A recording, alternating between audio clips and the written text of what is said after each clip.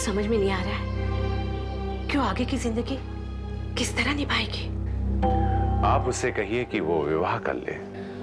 कह सुनकर तो मैं हार गई। कितनी बार कहा कि शादी कर लो, घर बसा लो, लेकिन वो मानती ही नहीं। अपने पुत्र कर्ण के सिवाय उसकी कोई कामना आकांक्षा नहीं है। अपने अधिकार उसे समझाइए देवी। समझा समझा कर मैं थक गई। शादी करेगी तो ठिकाना मिल जाएगा और फिर धीरे धीरे कर्ण से भी ध्यान हट जाएगा। मेरी नजर में उसके लिए एक लड़का भी है। अच्छा, तो आपने अपनी ओर से पूरी तैयारी कर ली है? वो इसलिए क्योंकि मैं जानती हूँ आश्रम से निकलकर एक अकेली औरत का जीना बहुत मुश्किल होता है। तो आपने कुंती के लिए कौन सा लड़का चुना है? आप उसे जानते हैं? कौन? आपका शिष्य हिम्मत। हिम्मत? क्यों? हिम्मत कुंती के लिए ठीक नहीं रहेगा? जिसका अपना ठौर ठिकाना नहीं, वो भला कुंती को क्या आश्रय देगा? लेकिन आपने हिम्मत को ही क्यों चुना? और नहीं तो क्या। एक कुंवारी माँ जो किसी और के बच्चे की माँ बन चुकी है, उससे क्या कोई सेठ साहूकार का रिश्ता आएगा? देवी, किंतु हिम्मत की जो दशा है, न सोने का ठिकाना, न खाने का ठिकाना, न उसकी अपनी कोई छत है, वो भला घर क्या बसाएगा? एक दूसरे के भाग्य मिलते हैं तो ठिकाना बन जाता है। और फिर हिम्मत सीधा और सज्जन है, कुंती को किसी बात की तकलीफ नहीं होगी। हिम्मत से आपने बात की? अभी तक तो नहीं की, लेकिन बहुत जल्द करना चाहती हूँ। मैंने उसे यहाँ बुलाया था, लेकिन अभी तक आया नहीं। तो क्या मैं हिम्मत से बात कर लूं? जैसा आप उचित समझे। मैं चलता हूँ। नमस्ते।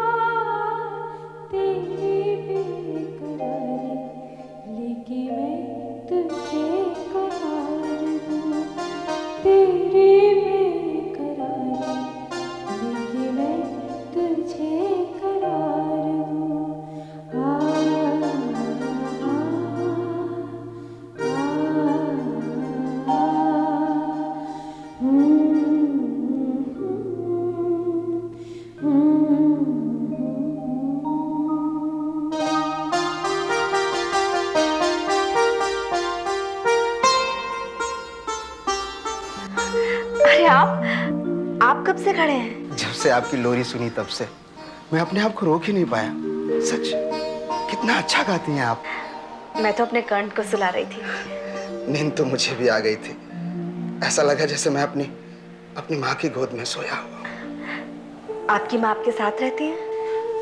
कहाँ, उन्हें गुजरे तो कई साल हो गए। ओह, आई एम सॉरी। माँ के बिना बिल्कुल अकेला हो गया। कितनी अच्छी थी मेरी माँ। क्यों, आपके घर में और कोई नहीं है क्या? माँ के बिना बेटे का घर घर नहीं होता। माँ थी तो घर घर लगता था। सारे आंगन में उनकी लोरी, उनकी ममता, उनका प्यार बिखरा रहता था। अब वो घर तो एक मकान है जहाँ मेरा भाई, मेरी भाभी और उनका एक बेटा रहता है। और आप कहाँ रहते हैं? मैं भी उसी घर में पड़ा रहता हूँ, ये घर जरूरी सामान की तरह। आपके भैया भाभी आपको प्यार नहीं करते? करते हैं, अपने मतलब के लिए। ऐसा क्यों कह रहे हैं आप? कुंती जी, मैं उनकी बुराई नहीं कर रहा हूँ। वो भैया भाभी हैं हमारे, खून का रिश्ता है। वो चाहे जैसा व्यवहार करें, चाहे जितना मारे पीटे, चाहे जितना काम कराएं, भैया अधिकार है उनका, छोटा भाई जो हूँ। मतलब आपके भैया भाभी आपके साथ? गलती उनकी नहीं है, मेरी माँ की है। मेरे माँ को ही मुझे छोड़ के नहीं जाना चाहिए था। किसी भी माँ को कभी भी अपने बच्चे को छोड़ के नहीं जाना चाहिए। ये भी कोई बात हो कि बेटा जिंदा है इस दुनिया में और माँ दुनिया ही छोड़कर चली गई। स्वामी जी से पूछता हूँ, जवाब ही नहीं देते। अच्छा एक बात बताइए, आप भी तो माँ है ना, आप बताइए कि मेरी माँ ने ऐसा क्यों किया? देखो, ये सब आपकी माँ ने अपनी मर्जी से नहीं किया है, ये सब भगवान की मर्जी से हुआ है। आपकी माँ बहुत अच्छी थी ना? उनसे अच्छा तो इस दुनिया में कोई नहीं। जो लोग बहुत अच्छे होते हैं ना, भगवान उन्हें अपने पास बुला लेते हैं। कभी कभी भगवान भी ठीक नहीं करता। माँ की जरूरत बेटे को होती है, भगवान को नहीं होती। इस बात के लिए मैं हनुमान जी से बहुत गुस्सा हूं। कुंती जी, एक बात मानेंगे मेरे? क्या? आप अपने बच्चे को कभी छोड़ के मत जाइएगा, कभी। मेरा बच्चा।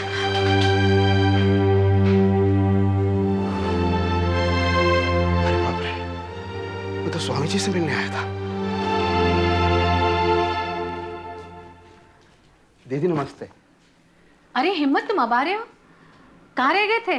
दीदी मैं था तो आश्रम में। आश्रम में तुम कहाँ थे?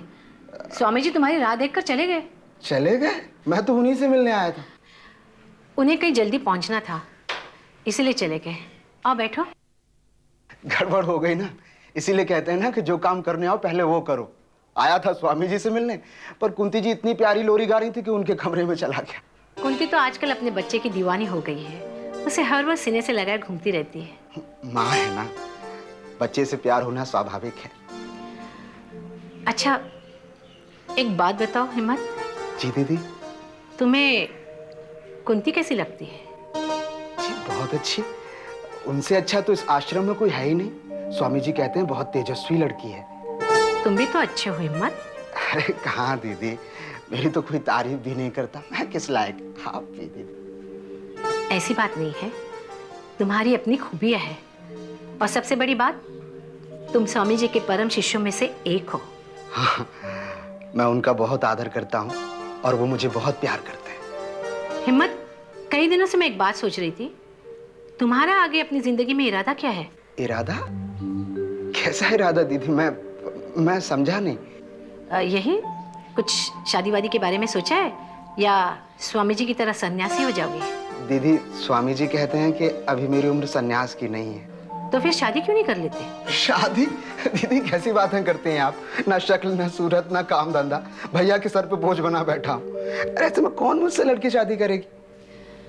तुम लड़के की चिंता छोड़ दो, तुम मुझे सिर्फ इतना बताओ, तुम शादी करना चाहते हो या नहीं? घर बसा लो तो बाकी सब चीजें अपने आप ठीक हो जाएगी। लेकिन दीदी स्वामी जी कहते हैं कि शादी ब्याह हमारे हाथ में नहीं, ये ऊपर से तय होके आता है।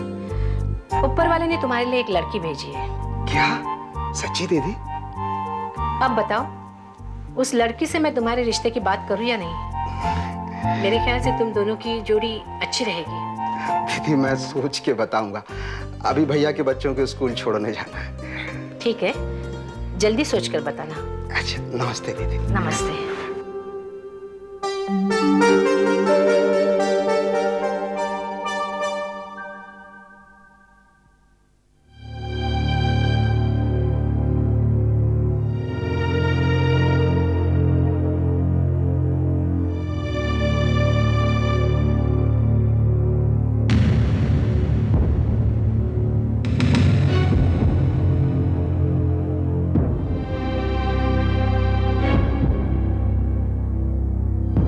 कहाँ गए थे तुम?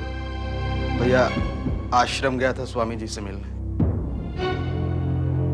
किससे पूछ के गए थे? इससे पूछता मैंने जरूरत नहीं समझी।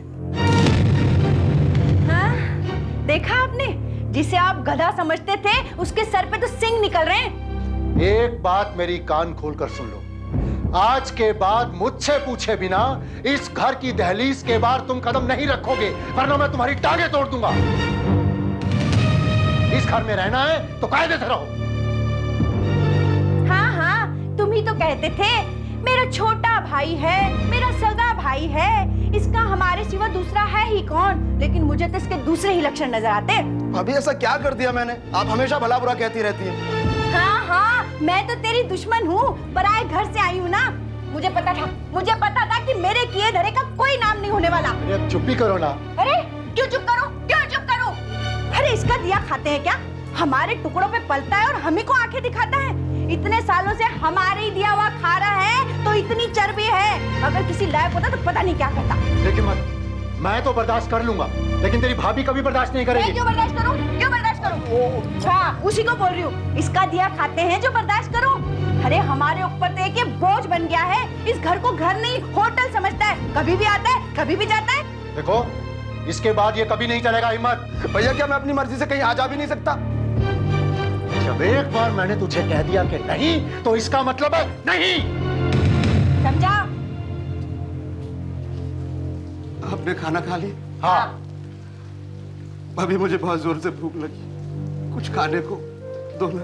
हाँ हाँ, बड़ी मेहनत करके आ रहा है लल्ला हमारा। कुछ नहीं है घर में खाने को, पानी पीना और सो जाना।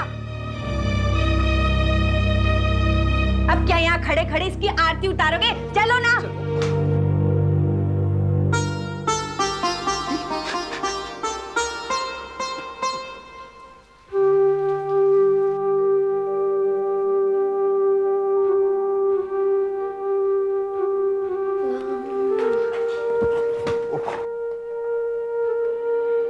अंधे हो क्या? देख कर नहीं चल सकते?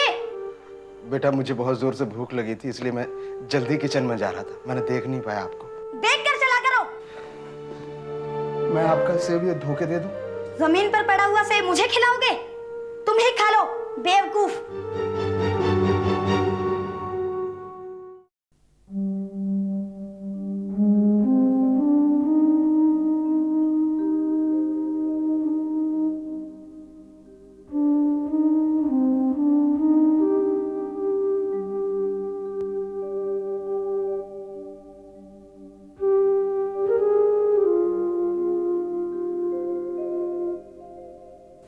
क्या हुआ प्रभा? तू बैठी क्यों है? नींद नहीं आ रही। क्यों? तेरी तबीयत तो ठीक है, और दिन तो बिस्तर पर लेटती तो सो जाती थी। आज शाम से ही दिल बहुत घबरा रहा है। क्यों? बस थोड़ी सी बेचैनी है। अच्छा तू लेट जा, कम से कम सोने की तो कोशिश कर। कोशिश ही तो कब से कर रही हूँ, लेकिन नींद है कि आ ही नहीं रही है। आज पूरी रात नींद नहीं आएगी। खुद ही तो सो जा, मैं जरा टहल के आती हूँ। सो जा तू।